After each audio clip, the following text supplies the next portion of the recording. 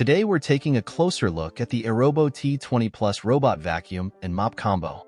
This 3-in-1 device promises to handle all your cleaning needs, from vacuuming to mopping, with features designed to make cleaning hassle-free and efficient.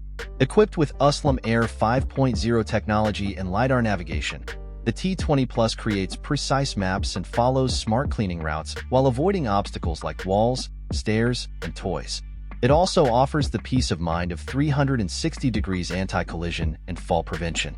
Plus, the self-emptying station can hold up to 60 days worth of dust and debris, perfect for those looking to minimize upkeep. The vacuum's 4 suction modes and 3 water levels allow it to adapt to different surfaces like hardwood, low carpets, and even pet hair. Its floating rubber brush stays close to the floor, reducing hair tangling, and its HEPA filter ensures a clean environment, capturing even fine dust particles.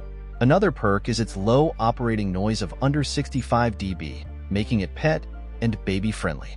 With up to 180 minutes of runtime on a single charge, this robot vacuum covers larger areas, automatically returning to the charging base when its battery runs low.